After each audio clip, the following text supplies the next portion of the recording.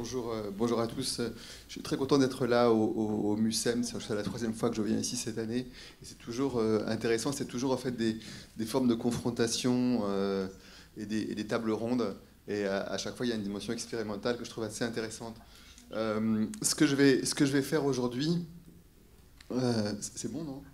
On cherche le plein écran, en fait. Ce que je vais faire aujourd'hui, c'est un peu faire une espèce enfin, justement, quelque chose qui n'est pas très systématique, m'autoriser que c'est une forme de confrontation entre l'art et la recherche pour représenter un peu un certain nombre de points. Donc vous verrez qu'il y a des échos, en fait, avec ce qu'a raconté Mathieu, tout en étant d'un autre point de vue. Le point important à faire au départ, c'est la question d'un décalage historique, en fait, dans ce qu'on raconte entre la question de la collecte qui appartient plutôt au passé de la discipline. Je dis ça pour ceux d'entre vous qui sont pas familiers avec l'anthropologie.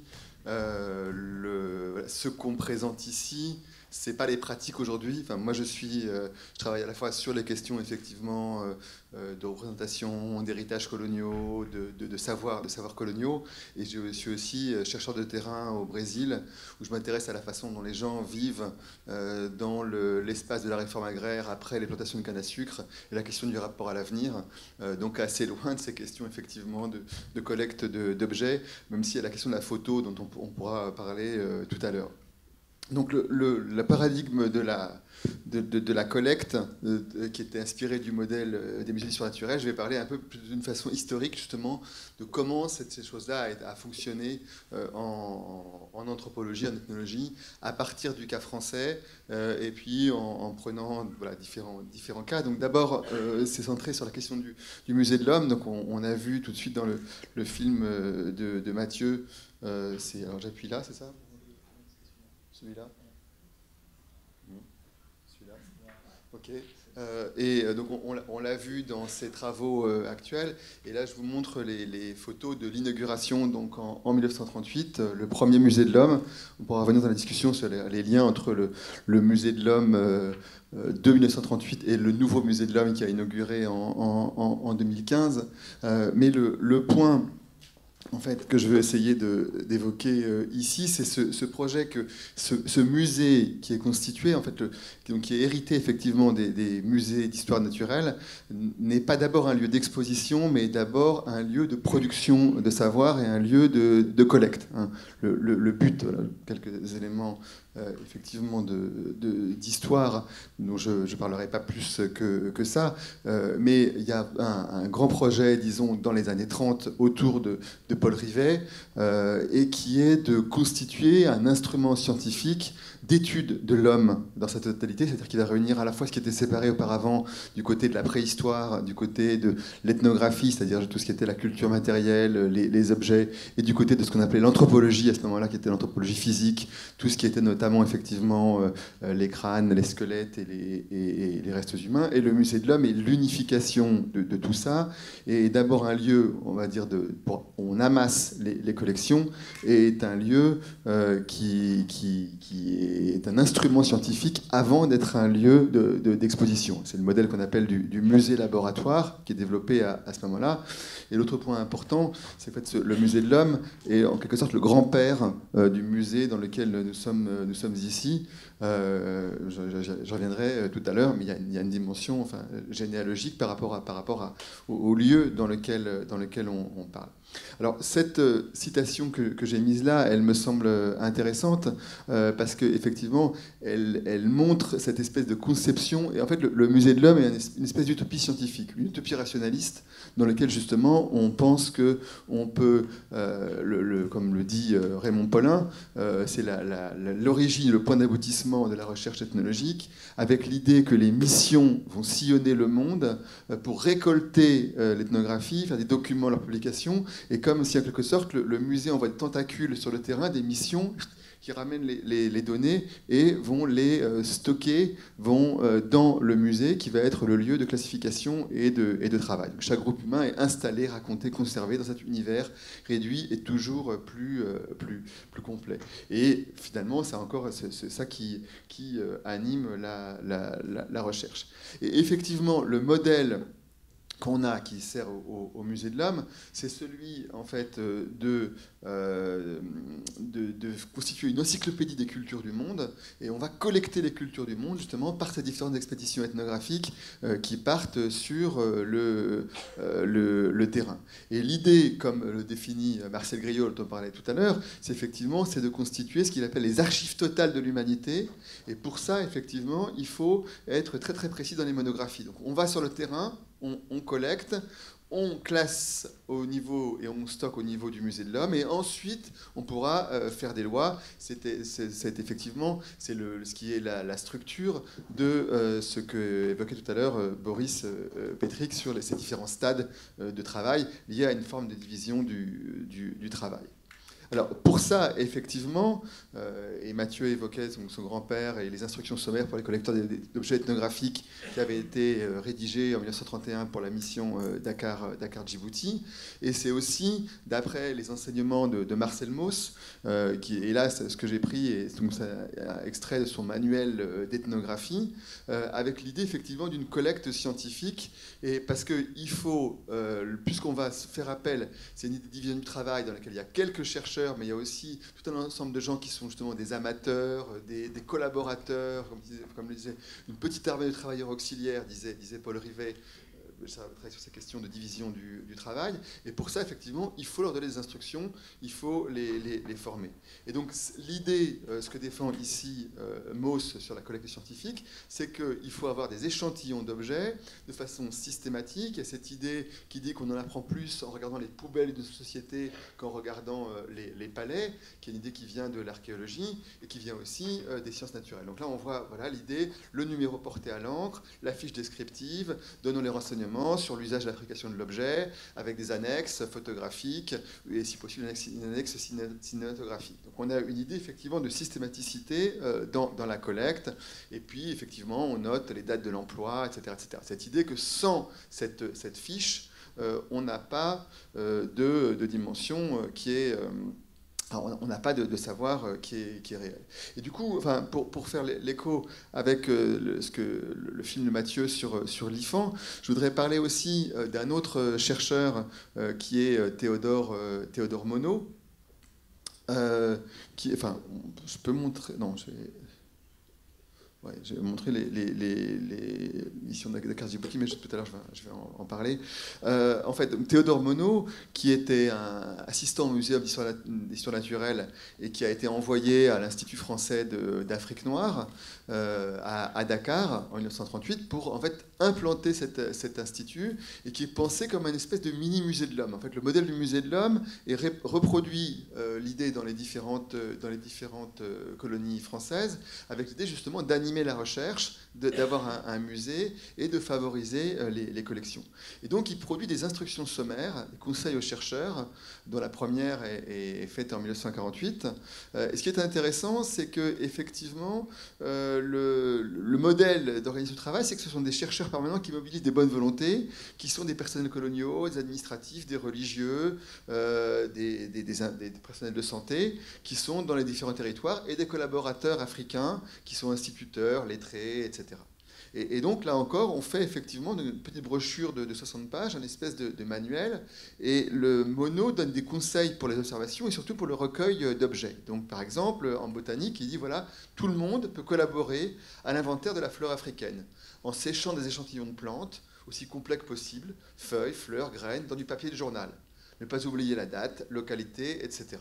Et il va effectivement, c'est très clair dans son travail, comment l'objet ethnographique est conçu sur le modèle d'un échantillon qui prend sens dans une série. Donc, je cite encore Monod, qui dit, voilà, rien n'est négligeable, ni le moindre objet, la graine de tel arbre ou tel fossile, ou cette pierre taillée, ni le moindre fait, la température de cette source, la date d'arrivée de cet oiseau, ou le nombre de ses œufs, l'action de tel orage ou de telle sécheresse sur cette plante, l'association de tel insecte avec telle fleur.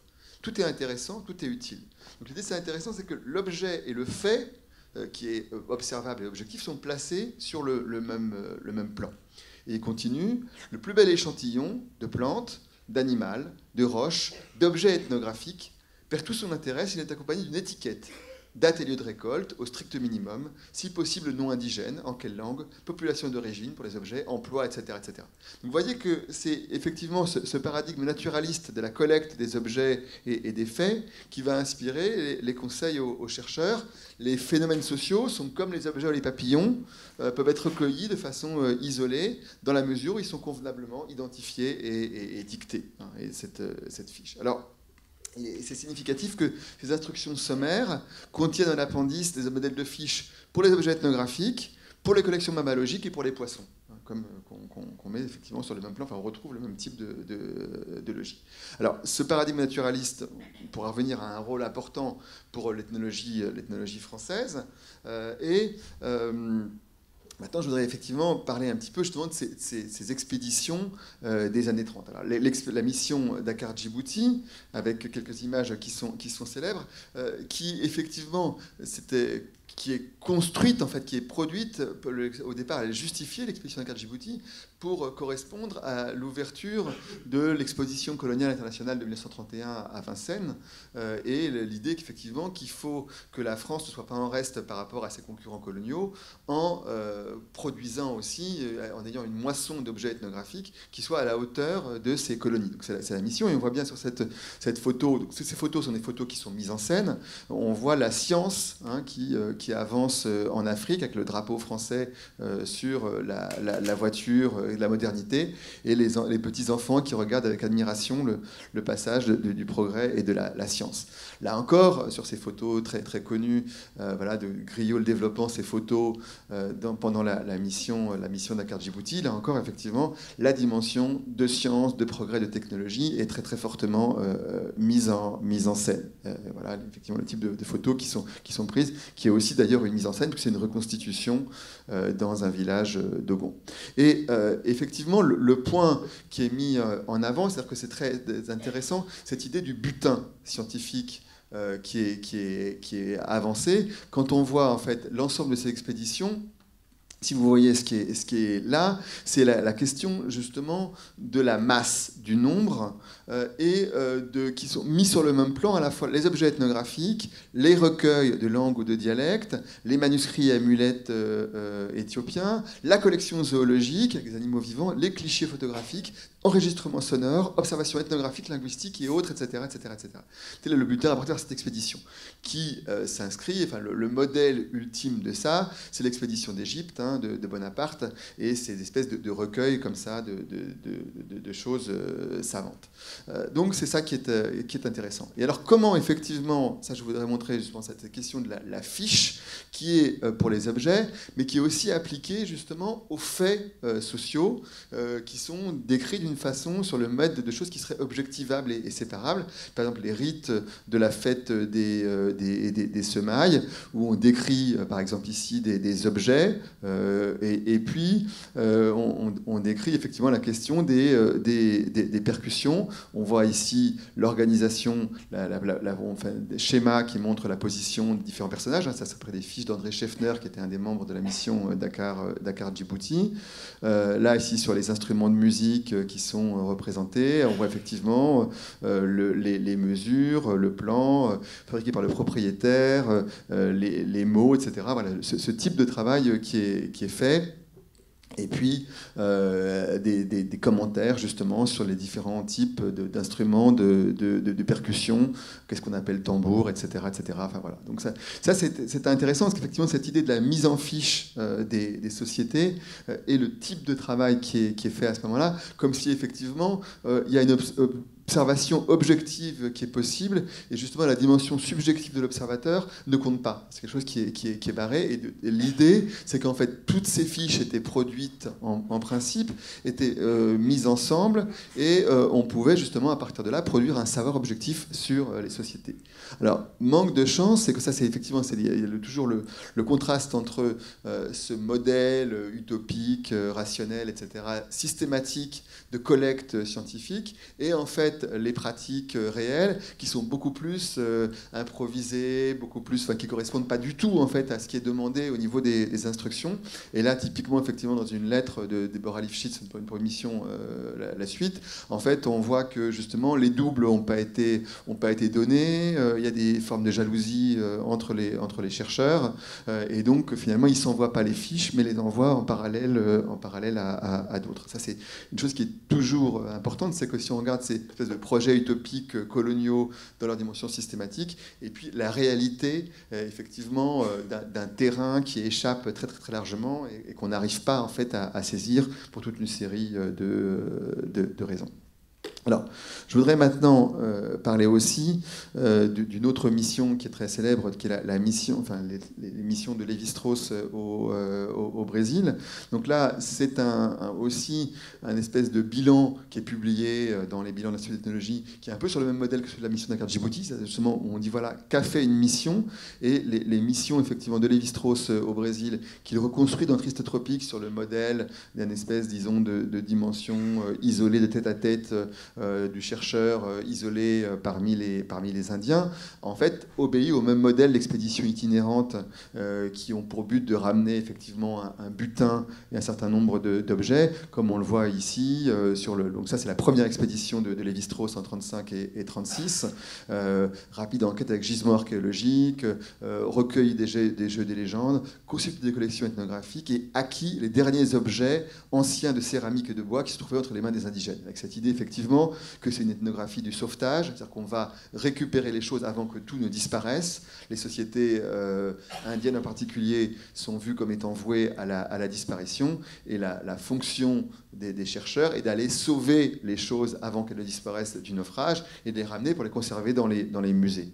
Voilà ce qui est fait, c'est voilà, les Indiens qui ont dit, la mission s'est rendue chez les Bororo, le plus important groupe d'Indiens qui subsistent dans la région. C'est vraiment cette idée de restes, de choses comme ça, qui sont vouées à la disparition.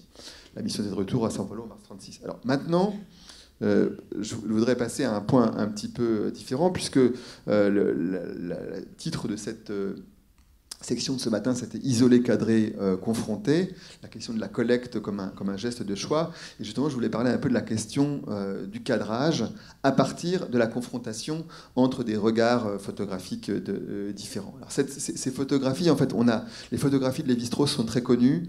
Elles ont été publiées en partie dans Triste Tropique, elles ont été republiées dans d'autres livres comme Saudades do Brasil, d'autres, et elles sont à juste titre, elles ont été reprises, par exemple, aussi dans la biennale, triennale à Paris. Ces photographies étaient aussi présentes. Donc, c'est des photos qui ont acquis un statut à la fois scientifique et même artistique, en réalité, qui sont importantes. Il se trouve qu'il y avait, dans cette expédition de 1937-38, je ne vais pas raconter sa genèse ici, mais qui était une expédition qui a été soumise au contrôle de l'État national brésilien, un envoyé naturaliste du Musée national de Rio qui était chargé en quelque sorte de suivre, de vérifier que l'expédition était correcte, les rapports avec les Indiens brésiliens, qui étaient déjà un sujet sensible de sécurité nationale dans le cas du Brésil. Donc cette naturaliste qui s'appelle Castro Faria, que j'avais rencontré quand il était très vieux au Brésil, a aussi fait des photos. Et on voit ici, justement, Lévi-Strauss en train de photographier cette photo très célèbre d'Indien tirant un arc, comment il est. Et je vous prie de faire attention à l'univers dans lequel ça se passe. Vous voyez effectivement la photo. On va voir les photos de Lévi-Strauss, elles sont prises en cadrage très, très serré sur les personnes.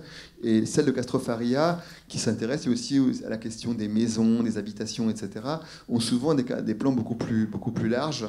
Et on voit ici justement les maisons, les enclos, qui sont en fait ces postes du télégraphe dans lesquels se joue l'essentiel de l'ethnographie de la mission. Ici, sur la question justement de l'acquisition des objets, les échanges de Lévi-Strauss acquérant des arcs et des flèches. Là encore, effectivement, avec les Nambiquara aussi, ces moments d'échange de produits. Alors, ce qui est intéressant, c'est la question de cadrage, ça c'est la photographie telle qu'elle est publiée, la légende, dans Saudades do Brasil. Vous voyez effectivement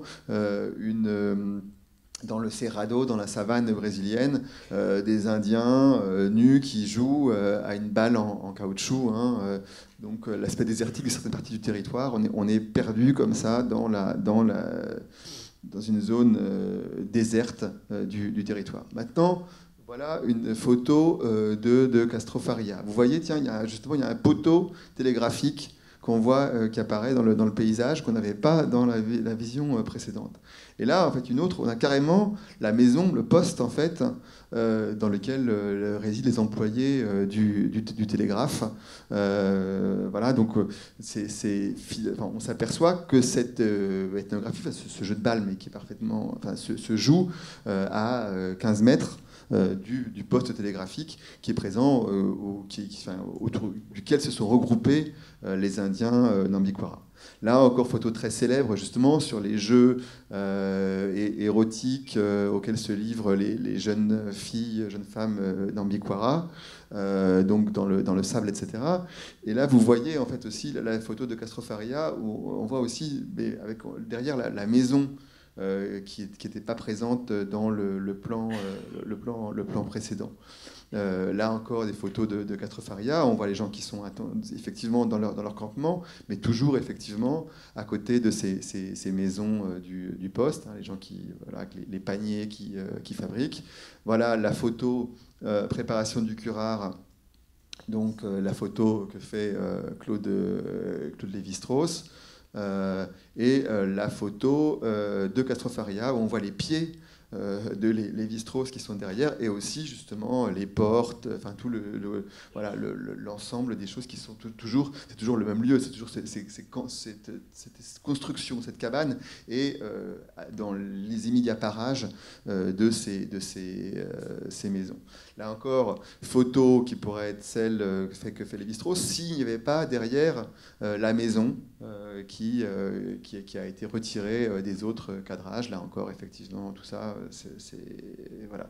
Là aussi, cette photo est intéressante parce qu'on voit cette photo typique, effectivement, avec ce jeune homme qui a une plume, enfin le nez percé d'une plume, mais derrière, on a une femme qui est indigène, mais qui est elle-même en robe.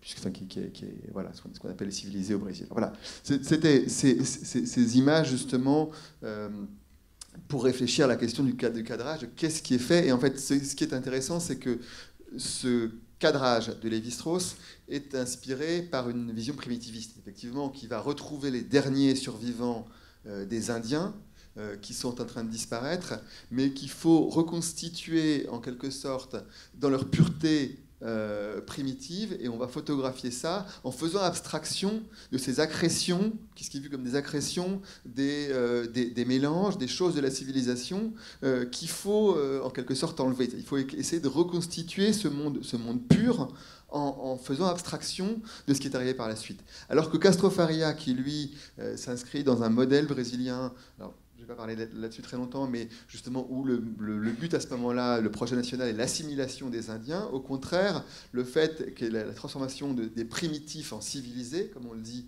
dans le langage brésilien, au contraire, la présence, cette insertion, cette présence d'objets décivilisés, de vêtements, de maisons, est au contraire vue comme une instance dans cette progression vers une future assimilation à la société nationale. Donc c'est le cadrage ici photographique est très lié à des regards et à des projets aussi, des constructions de ce qu'est l'indianité. Alors, je reviens brièvement sur le musée de l'homme. C'est des choses qui sont aussi mises en scène sur la question de comment est-ce que les objets qui reviennent sont installés dans les vitrines. Je ne parlerai pas beaucoup de ça. L'idée, justement, qu'on retrouve que le musée est un microcosme dans lequel on fait le tour du monde. Et juste un point pour évoquer cette question de la modernité et de la dimension technologique du musée, avec les vitrines en verre, l'orthogonalité, la lumière et ce qu'on voit effectivement dans ces vitrines, ce qui est important aussi, parce que c'est exactement le contrepoint de ce que, enfin, le Quai Branly prendra l'exact contre-pied de ça, de cette question de la lumière, l'orthogonalité et de la rationalité. Et l'idée aussi, parce que c'est plus la collecte, mais c'est au niveau du classement, l'idée qu'on trouve en fait dans les réserves la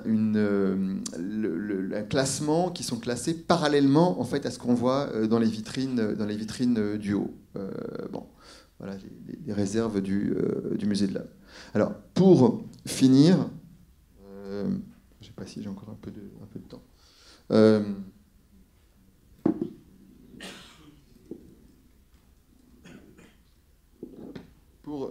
Pour finir, je voudrais donc parler justement en fait, de ces transformations. En fait, c'est parce que ce que disait tout à l'heure le directeur des collections du musée du Quai Branly, ces objets ont été recueillis dans une visée scientifique. Effectivement, par rapport au projet scientifique du musée de l'Homme qui était de celui-là, de l'encyclopédie des cultures du monde de collecter. Ce projet est mort intellectuellement. Ce projet d'anthropologie a perdu toute signification. Ça n'est plus comme ça que les gens font. Donc en fait, on retrouve des objets qui ont été collectés par rapport à un projet scientifique qui juste a disparu, a coulé, s'est perdu corps et biens mais ces objets sont toujours présents. Simplement, ils ont acquis effectivement une autre signification. Ils ont acquis de nouveaux sens. Ils sont devenus des formes d'héritage, des héritages coloniaux qui sont partagés, et pour lesquels certains objets, il y a des gens qui s'identifient à ces objets, qui considèrent qu'effectivement ils sont des liens,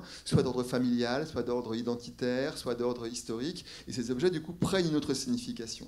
Et du coup, effectivement, la question de la collecte, elle reprend du sens, et le travail sur la collecte d'un point de vue historique, il prend un autre sens aujourd'hui, qui est à la fois de comprendre comment ont été construits les savoirs scientifiques, comment ont été construits les collections de musées, mais aussi justement dans quelles conditions les objets sont arrivés ici en Europe et dans quelle mesure ces objets racontent des histoires et racontent des choses sur les liens qui existent entre l'Europe et les autres continents. Et pour ça, je voudrais parler un peu du musée d'ethnographie de Genève qui a ouvert il y a 2 ans ou maintenant, enfin qui a rouvert. Alors au départ, quand on voyait ça, on dit tiens, ça ressemble un peu au Quai Branly, c'est l'obscurité, etc. C'est le noir, on voit rien. Mais je voudrais tirer. Alors ce qui est intéressant, c'est que c'est exactement la même région où était le grand-père de Mathieu, c'est-à-dire en fait au Gabon. Et la vitrine s'appelle le Gabon de Fernand Grébert. Alors tiens, c'est bizarre parce que pourquoi est-ce que c'est pas le Gabon, c'est pas une présentation objective du Gabon, c'est le Gabon de Fernand Grébert, le Gabon du missionnaire Fernand Grébert, et qui nous dit voilà, les statues de reliquaires sont des icônes de l'art primitif inventées par les artistes occidentaux du début du XXe siècle. Le pasteur Grébert entreprit une grande collecte ethnographique dans le Moyen-Ogooué, dont le MEG fut l'un des bénéficiaires. C'est effectivement exactement cette même région du Moyen-Ogooué au Gabon. Alors, regardons un peu ces objets plus précisément. Voilà, un reliquaire du Moyen-Ogooué, donc du sous-groupe Betsy. Ça, c'est la description de la fiche, effectivement, du MEG, acquis en 1936. On est exactement dans les mêmes années que le grand-père, hein, qui était donc le missionnaire au Gabon de 1913 à 1931. Et si on regarde les détails qu'on trouve sur le site du MEG, on a des choses effectivement sur la façon dont cet objet a été acquis. Le chef de lignage, se convertissant au christianisme, confie le reliquaire, qui n'a plus de sens religieux pour lui, au pasteur Grébert. Alors une description, etc., la statuette étant le père du lignage, c'était une offrande aux ancêtres. On nous précise ce qu'était le biéri et sa disparition justement au moment où les missionnaires, à la fois protestants comme Grébert ou catholiques comme les pères Trille, vont à la fois décrire ces pratiques et en même temps les font disparaître justement en convertissant les personnes au christianisme. Et ici on a cette citation de Grébert: les vieilleries encore redoutées mais devenues inutiles sont apportées librement, à ce qui est intéressant, redoutés mais inutiles. Donc en fait ils sont plus des objets de culte mais ils restent des objets puissants et du coup effectivement on les donne aux missionnaires pour se débarrasser des possibles effets néfastes qu'ils pourraient avoir. Ce qui vaut au musée d'ethnographie de Genève d'en posséder quelques exemplaires. Donc, effectivement, ici, histoire de ces objets. Alors on continue dans la notice à nous expliquer du coup, il y a l'histoire de l'objet, mais il y a aussi sa fonction, enfin sa fonction dans le domaine religieux, la généalogie de la famille, qui est matérialisée par le reliquaire, etc. Et une bibliographie qui est donnée, celle de Grébert et de Boris Wastio, qui est l'actuel directeur du musée d'ethnographie de Genève.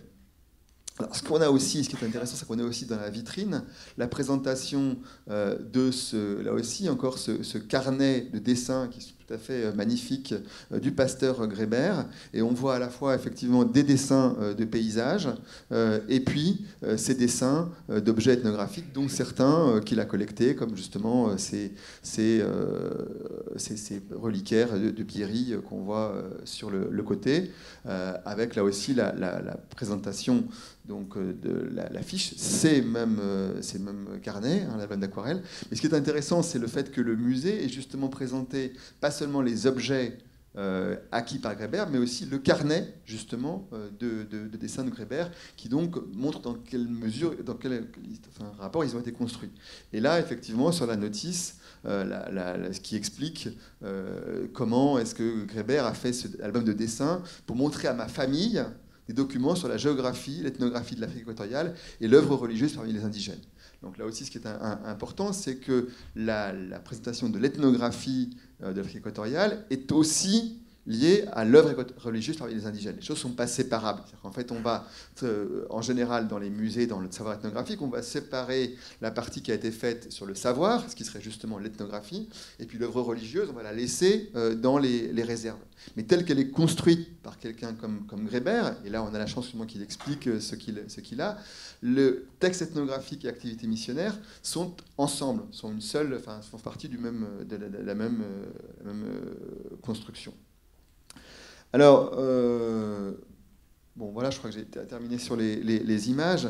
Je pourrais dire, ce qui est important, donc, c'est dire que ce paradigme de la collecte, il s'est largement arrêté, sauf justement au Musée de l'Homme, en tant que justement il est héritier du muséum. C'est-à-dire qu'en fait, les collections ethnographiques du Musée de l'Homme ont été perdues puisqu'elles sont parties au musée du Quai Branly. Et pour ouvrir le nouveau Musée de l'Homme, on a refait de nouvelles collectes de façon justement à pouvoir remplir les vitrines de WOC, la même idée. C'est intéressant aussi, par exemple, on va changer un peu. C'est-à-dire qu'au lieu de faire, par exemple, des collections d'objets traditionnels, on le fait, mais on va aussi faire des collections de cache-téléphone portables. En fait, pour montrer la diversité justement des formes ou des objets de vannerie en plastique, avec des plastiques recyclés, etc. pour continuer ce paradigme de la collecte sur une dimension contemporaine. C'est aussi ce qu'a fait le MUSEM. En fait, alors je disais tout à l'heure un mot pour terminer sur la question de la généalogie du MUSEM. Je disais le musée de l'homme grand-père du MUSEM, parce que le musée de l'homme est le père du musée des arts et traditions populaires qui était à Vincennes, au Bois de Boulogne, créé par Georges-Henri Rivière, qui venait du Musée de l'Homme et qui a décliné la même proposition de la collecte sur la France, avec des collectes massives, etc., sur la France rurale.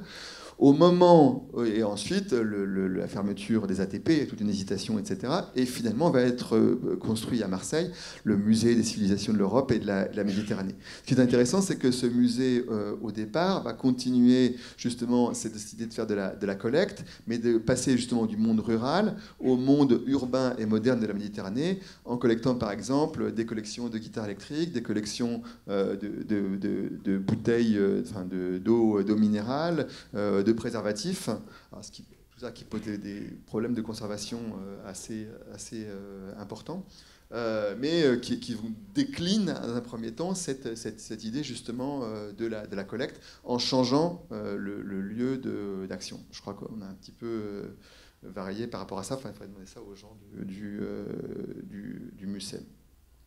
Voilà, donc en fait, on est passé, pour terminer là-dessus, en anthropologie, du paradigme de la collecte au paradigme de l'interlocution.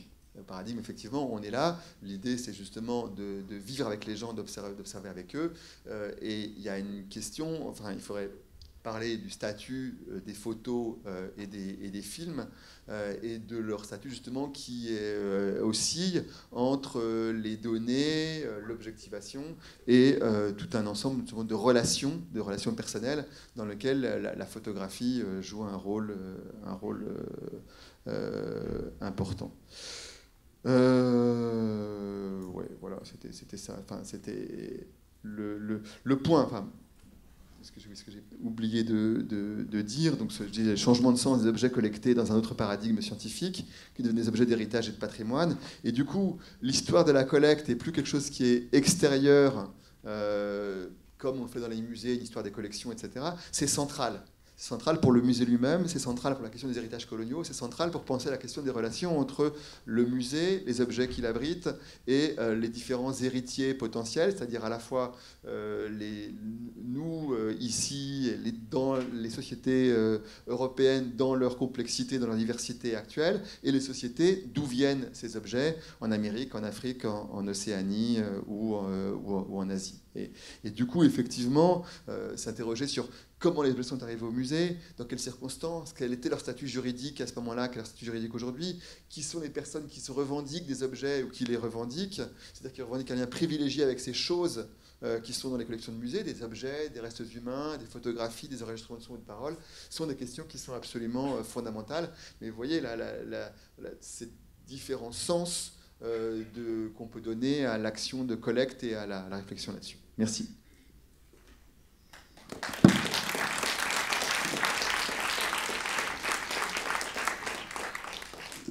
Merci beaucoup, Benoît, pour cet exposé très dense, très riche. Alors, moi j'ai envie de rebondir sur qu'est-ce que ça donne, cette articulation entre projet colonial, dire colonisation, développement de la discipline, ethnographie, anthropologie, tout ça, et collection des musées, si on se déplace vers l'Océanie, par exemple. Parce qu'en fait, j'ai réfléchi, moi qui suis océaniste, enfin, qu'il ait été dans une vie antérieure, je n'ai pas le souvenir de mission avec des personnages aussi charismatiques et qui ont fait carrière, enfin, les vainqueurs de la recherche que sont Lévi-Strauss, Grioli, tout ça, et du coup autour des objets du musée de l'homme. Et je n'ai pas le souvenir qu'en Océanie, il y ait la même articulation pour la Nouvelle-Calédonie et ni pour la Polynésie. Et du coup, comment ça s'articule si on déplace la focale là-bas? Et deuxième angle de la question, comment ça se décline et comment ça s'articule si on va un petit peu plus tard au Vietnam et avec l'entreprise de Malraux et le musée Guimet, et comment... est-ce que tout ça s'articule de la même façon et est-ce que on peut rebondir sur les mêmes choses, sciences voilà. Sur l'Océanie, bon, il y a tout un ensemble de choses qui sont présentes. Il y a les missions de la Korrigan, justement, qui ont été... j'en parle dans le bouquin que tu évoquais, c'est un des points que je prends, parce que la Korrigan, c'est intéressant, c'est des héritiers, en fait, de la bourgeoisie française qui partent à la fois en voyage de noces à 4, qui ont une mission du musée de l'homme, qui vont ramener un nombre d'objets absolument fantastiques et qui en fait sont des amateurs totaux. C'est des gens qui partent, qui n'ont à peu près aucune connaissance en ethnographie, mais qui vont collecter des objets justement contre la recommandation de collecter des objets d'usage courant, standard, etc. Vont collecter des objets qui ont une valeur esthétique absolument formidable. Ces objets vont être ramenés au musée de l'homme, mais vont continuer à appartenir en partie aux familles, et ensuite vont avoir un statut dans les ventes, vont permettre les objets qui ont les plus grosses les plus gros chiffres de vente du fait de ce pédigré, parce qu'ils sont donc c'est typiquement justement sur l'Océanie cette espèce de situation très complexe des collecteurs du musée de l'homme, à la fois amateurs ayant des missions de service public. Certains objets leur sont, en Nouvelle-Calédonie, il y a des chefs qui leur donnent des objets comme de façon diplomatique, comme qui donnent des objets pour les donner à la France, pour montrer en signe de bonne volonté vis-à-vis des autorités françaises, etc. Certains de ces objets sont considérés comme des cadeaux personnels à certains membres de la mission, qui vont se retrouver dans leur propre héritage, c'est-à-dire qui sont extrêmement confuses, justement, et qui incarnent bien cette espèce de situation compliquée. Par ailleurs, il y a énormément de collections qui sont faites en Océanie, dans les musées britanniques, etc. Enfin, bon, je pense qu'il y a le même type de choses est présent, pareil, en Océanie, oui.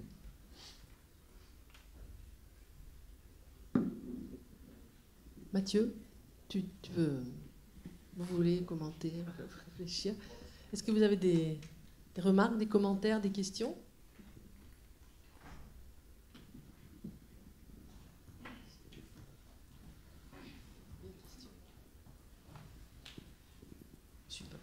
Bonjour.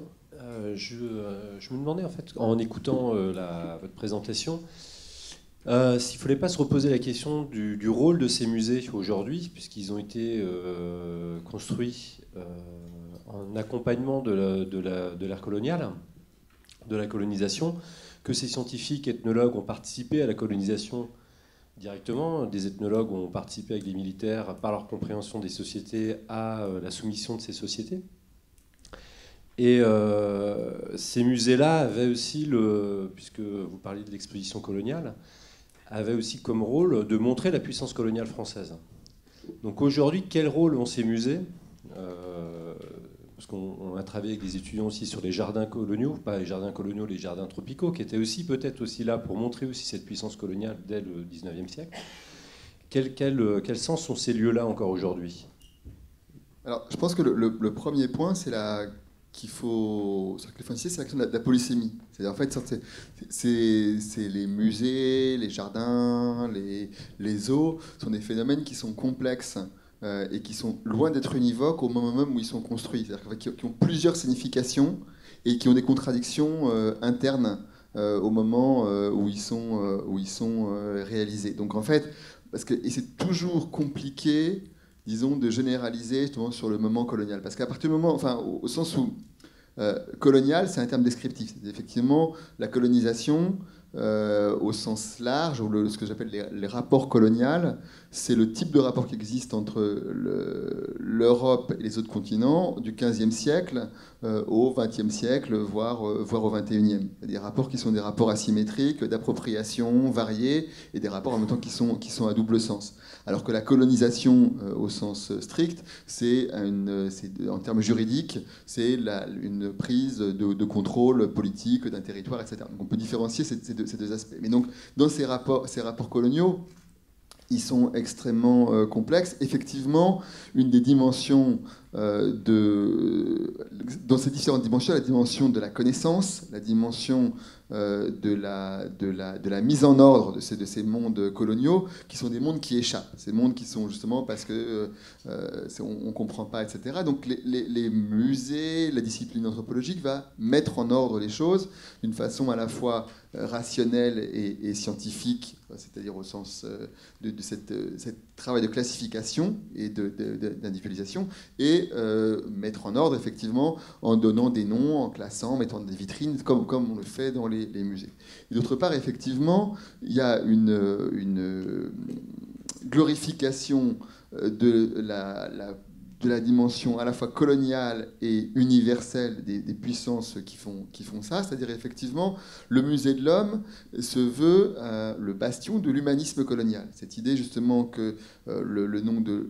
C'est un terme qui aujourd'hui nous paraît contradictoire et choquant, mais qui est présent à ce moment-là, c'est l'idée que justement qu'est-ce qui doit être mis en avant, c'est ce qu'on appelle une politique de l'homme. C'est-à-dire en fait vous avez des débats et des conflits au sein de la politique coloniale, entre ce qui serait plutôt une politique, on va dire, d'exploitation économique à outrance, qui va mettre l'accent sur les produits, les matières premières, etc., et des gens qui disent non, il faut mettre en avant la question de l'homme, de l'humanisme. C'est ce qu'on va trouver chez les missionnaires, justement, beaucoup de missionnaires qui vont mettre en avant cette dimension-là, chez un certain nombre d'administrateurs, un certain nombre de gens qui vont dire voilà, il faut avoir une politique de l'homme qui va se décliner soit du côté de la santé, avec justement tous les travaux sur la santé, les questions d'éducation ou les questions de main-d'œuvre. Donc cette oscillation, donc c'est tout à fait colonial, c'est assumé de façon coloniale, mais avec des nuances et des sens qui sont différents.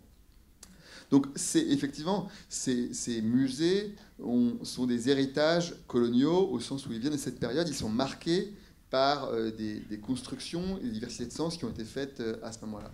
Ce qu'on voit justement, c'est que le musée du Quai Branly a été créé avec l'idée qu'il fallait tourner la page. Et oui, autrefois on était coloniaux. Autrefois, on ne respectait pas les cultures africaines, américaines, asiatiques, etc. Maintenant c'est super, maintenant on est égaux, on célèbre la diversité, et donc on fait un musée magnifique pour glorifier ces cultures.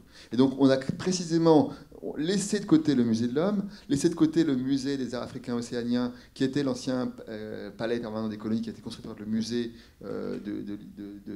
le musée de la France d'Outre-mer, le musée des colonies, et on fait un nouveau bâtiment qu'on demande à Jean Nouvel pour dire voilà, maintenant on fait quelque chose de neuf, c'est fini, on tourne la page. Le colonialisme, c'est derrière nous, maintenant on est dans... Bon, bien entendu, c'est une fausse sortie.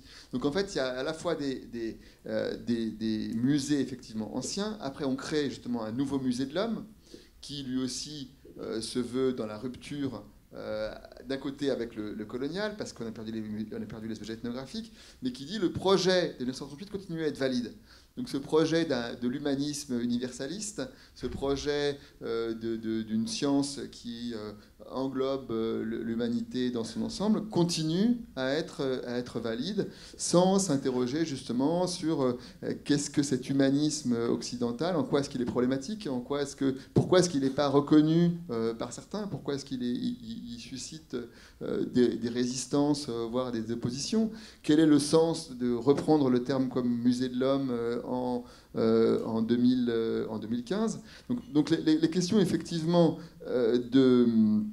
du rapport à l'héritage colonial, elles se posent soit dans les refontes de musées ethnographiques, comme celui de Genève, celui du musée de l'homme, etc., soit aussi dans les créations de nouveaux musées. En fait, créer quelque chose de neuf ne suffit pas à se débarrasser du lien avec le passé.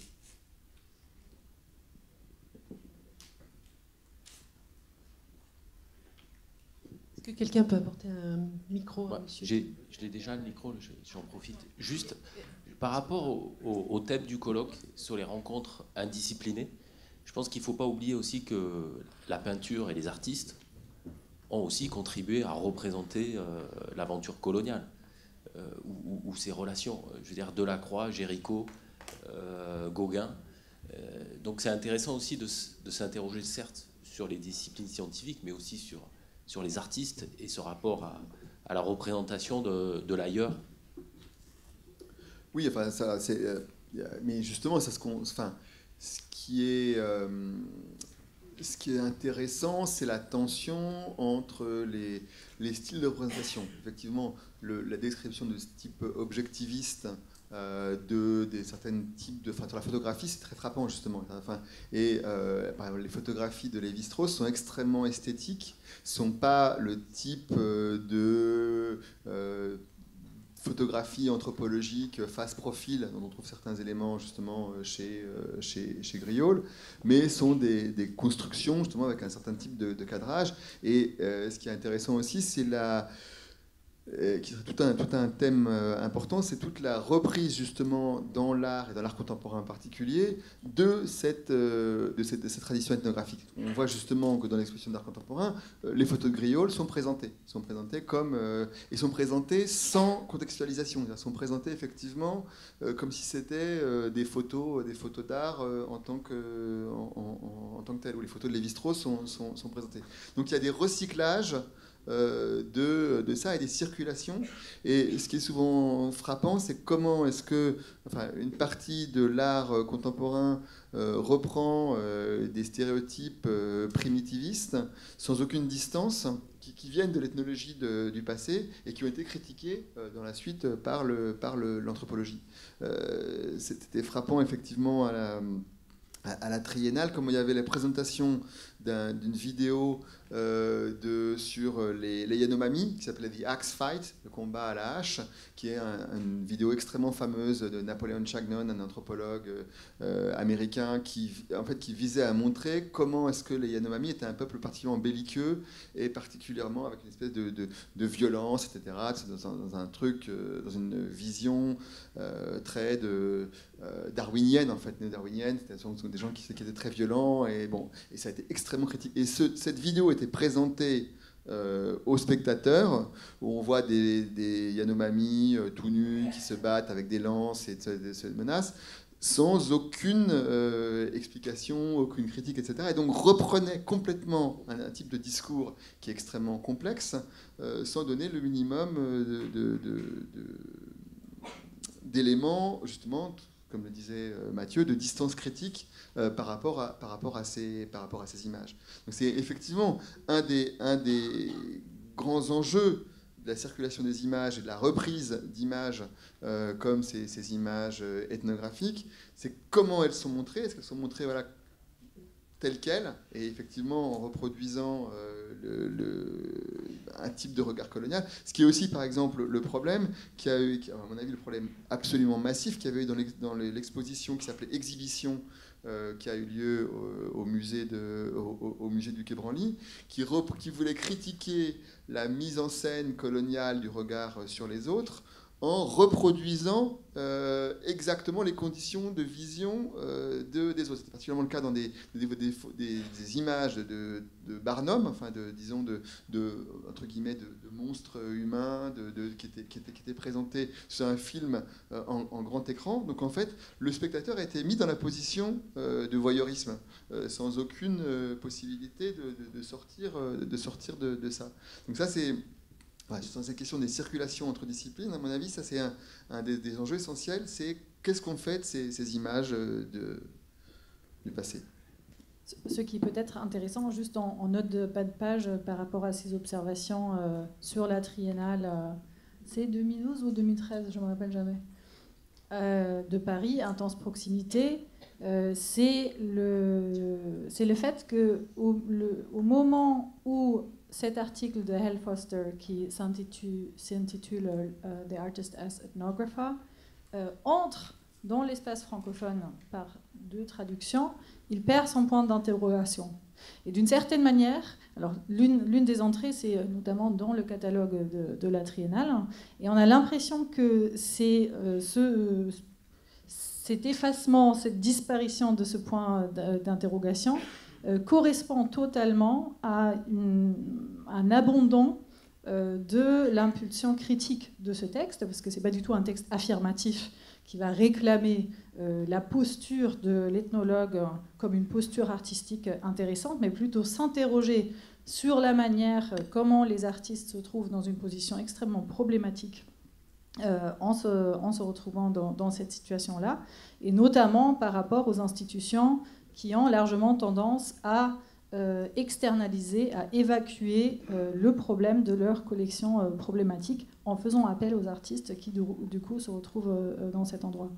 Et du coup, comme tu dis, c'était absolument frappant de voir en quelle mesure Okwin Vezor a présenté ces photographies ethnographiques de Verger, de Griaule, de Léris, j'oublie toujours qui était le 4e, et Lévi-Strauss, voilà. En les mettant absolument au même niveau que les artistes contemporains qui pourtant discutaient avec cette tradition, avec cette histoire-là. Et du coup, en prolongeant en fait, le regard sur les migrations actuelles et les questions que posent des questions de racisme, les questions d'inégalité, les questions de frontières, en les mettant dans une sorte de continuité directe. Monsieur ? Oui, je vous remercie pour votre intervention. Puisque vous avez parlé de recadrage, hein, et puisque vous utilisez vous-même les clichés de Castofaria qui recadrent les photos de Lévi-Strauss, en quelque sorte, n'est-ce pas, ou qui permettent de les recadrer. Juste une précision, quand on voit les petites cabanes télégraphiques, là, ça nous rappelle quand même, il faut quand même le mentionner, que quand Claude Lévi-Strauss travaille aussi bien chez les Bororo que chez les Nambikwara, c'est 40 ans après l'arrivée de la commission Rondon, et la commission Rondon étant chargée de l'établissement des lignes télégraphiques du Mato Grosso aux Amazones, c'est-à-dire 12 000 km de lignes télégraphiques. Et il va y avoir effectivement une mise en contact avec les populations locales. Et dans le cadre de la commission Rondon, ils vont se livrer à une ethnographie extrêmement précise et extrêmement sophistiquée, qui d'ailleurs n'est jamais citée par Claude Lévi-Strauss. Il cite il cite Roquette Pinto, qui cite la commission Rondon, mais il ne cite jamais les travaux de la commission Rondon. Or, j'étais moi-même professeur invité à la USP dans les années 90, et j'ai pu vérifier que les 3 volumes d'ethnographie produits par la commission Rondon étaient effectivement à la bibliothèque quand Lévi-Strauss y travaillait, était à la USP lui-même en 1935. Hein. Donc il y a là, effectivement, il faut recadrer jusqu'au bout. Hein. Et effectivement, quand Claude Lévi-Strauss a ce regard photographique extrêmement aseptisé, hein, puisque dans les photos de Castofaria, il y a eu tout un volume qui vient d'être publié au Brésil il y a 2 ans à peu près, des photographies de Castofaria. où on monte les bidons, etc. Et dans les photographies de Lévi-Strauss, même s'il y a une préoccupation certainement esthétisante, mais toute cette réalité est occultée, hein, et il parle des Bororo comme en état de dévolution. C'est le terme qu'il emploie dans le tropique et dans l'anthropologie structurale. Donc il faut pousser jusqu'au bout le recadrage. Hein, voilà. Alors juste un mot également sur le petit film que vous avez à tort attribué à Napoleon Chanian. C'est un film de Timothy Ash qui a travaillé dans le cadre de la mission Yanomami avec l'Université de Michigan, qui était donc commandité et commandé sur le terrain par Napoleon Chanian. Oui, merci pour ces précisions. Effectivement, j'ai présenté en fait à São Paulo justement une discussion sur les rapports entre l'expédition de Lévi-Strauss et les expéditions Rondon, et qui sont effectivement une espèce de généalogie qui va... Voilà, je n'ai pas développé cette question-là, mais effectivement, un des jeux, c'est la question du nationalisme scientifique. C'est effectivement le rapport entre des expéditions étrangères et l'affirmation par le Brésil d'une forme de nationalisme scientifique et patrimonial qui dit à la fois ce sont nos Indiens, c'est notre territoire et c'est notre science. Et c'est ça qui est effectivement qui est en jeu. Et quand Lévi-Strauss ironise dans Tristotropique sur les fonctionnaires stupides des douanes brésiliennes qui veulent lui piquer ses collections et ses squelettes, en réalité, ce qui est en jeu, c'est la question à qui appartient le patrimoine et à qui et des conflits de type national entre une puissance nationale qui s'affirme comme le Brésil, qui va mettre en place justement des formes de contrôle de son territoire et de son ethnographie. Donc effectivement, c'est tout un... Bon, mais comme ce n'était pas le centre de ça, j'en ai pas parlé, mais effectivement, c'est tout à fait présent. Merci.